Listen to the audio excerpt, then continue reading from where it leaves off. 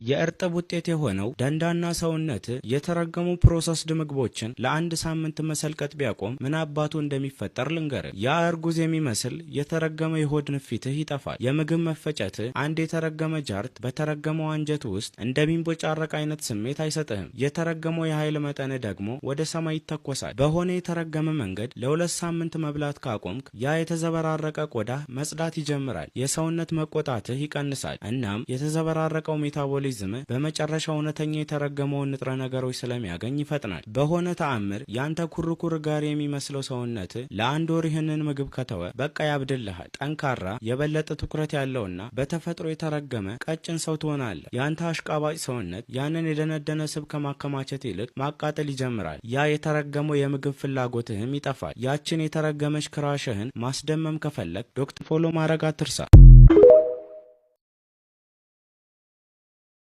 ቤት ስትገዙ ብዙዎቻችን እንደ መስፈርት የማናረገውና ቤት ከገዛን በኋላ የሚቆጨን ነገር ማንገነዘበውን ነገር ልንገራችሁ።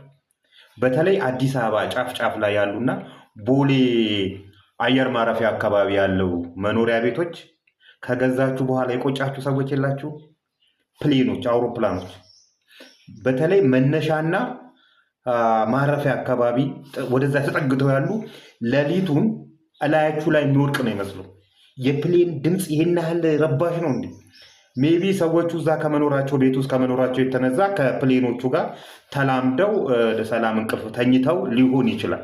በእንግድነት ሄጄ ግን ሌሊቱን ሙሉ ፕሌን ሲጓዝ አይደለ እንደሚሆኑ ህፃናት እንዴት ነው እንቅልፍ የሚወስዳቸው? ሌሊቱን ሙሉ በቃ አፍጥጬ ነው ያደርኩትና እስቲ የቆጫችሁ ሰዎች ትክክል ይሄ መስፈርት መሆን ነበረበት ያላችሁ ሰዎች ኮመንት አድርጉልኝ።